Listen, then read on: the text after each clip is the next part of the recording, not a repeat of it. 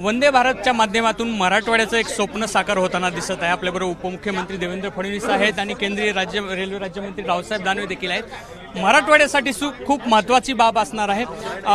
एक स्वप्न होतं लोकांना इथलं की मुंबई दुपारपर्यंत गाठता येईल आणि त्याच दिवशी परत वापस येता येईल। मला अतिशय आनंद आहे की मराठवाड्याचं स्वप्न आज या वंदे भारत ट्रेनमुळे पूर्ण होत आहे आणि पुढे या ट्रेनची स्पीड वाढणारच आहे।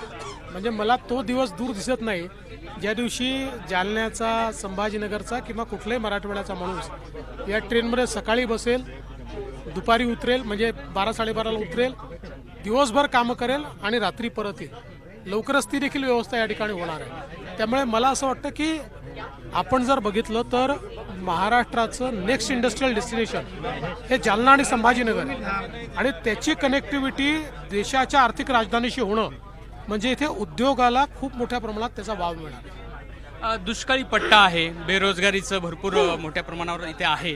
त्या दृष्टिकोनातून लातूरमध्ये फॅक्टरीमध्ये वंदे भारतचा एक तुम्ही भाषणामध्ये उल्लेख केला। नाही, आता लातूरची कोच फॅक्टरी जवळपास तयार झालेली आहे आणि मध्यंतरी मी ज्यावेळेस माननीय रेल्वे मंत्र्यांकडे, आपले रेल्वे राज्यमंत्री आणि आम्ही गेलो होतो त्यावेळेस त्यांनी आम्हाला सांगितलं की आता आम्ही लातूरच्या कोच फॅक्टरीमध्ये वंदे भारत ट्रेन तयार करण्याचा निर्णय केला आहे। मग लवकरच ते देखील होताना दिसेल।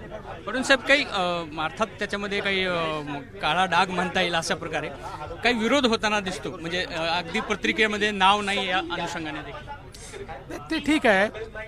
म्हणजे साधारणपणे काय असतं बघा, प्रोटोकॉल प्रमाणे ती नावं टाकली जातात, ते काही आम्हालाही माहिती नसतं। आता समजा जालना आहे तर जालना जिल्ह्यातले जेवढे लोकप्रतिनिधी आहेत कुठल्याही पक्षाचे असो त्यांची नावं येतात। त्याच्यामुळे असं काही कोणाला टाळण्याचा विषय नाही। रेल्वे जरी मोदी सरकारने सुरू केली असली तरी राष्ट्रीय संपत्ती आहे, त्यामुळे जर कोणाचं नाव नसेल आणि ते आले तरी त्यांचं आम्ही स्वागतच करू।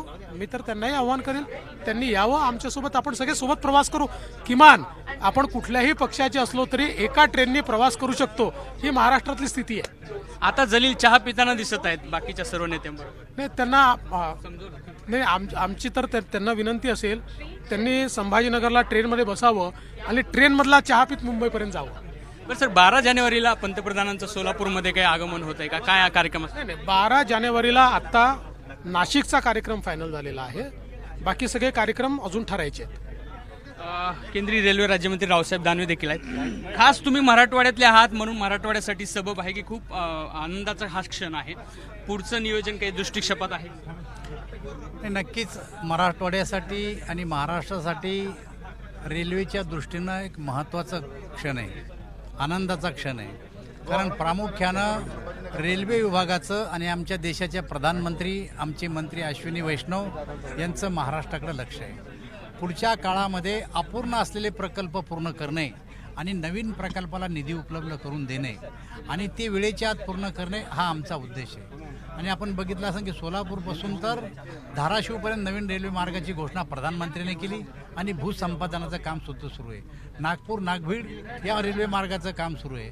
वर्धा यवतमाळ नांदेड या रेल्वे मार्गाचं काम सुरू आहे।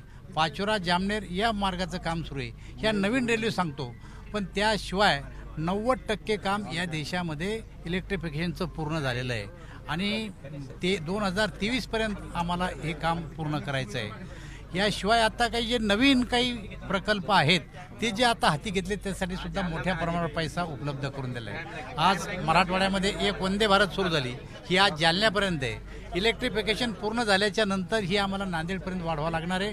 कदाचित पूर्ण झालं तर सिकंदराबादपर्यंत सुद्धा वंदे भारत वाढवल्या जाईल आणि त्यामुळे एकूणच मराठवाडा आणि या साऊथ सेंट्रल रेल्वेसाठी एक अत्यंत महत्त्वाची ही गोष्ट आहे।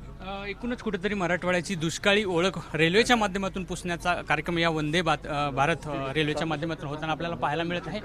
त्याचंच एक पाऊल आपल्याला हे म्हणावं लागेल। कॅमेरामॅन धनंजय दारुंटेसह रवी मुंडे, एबीपी माझा, जालना। एबीपी माझा, उघडा डोळे बघा नीट।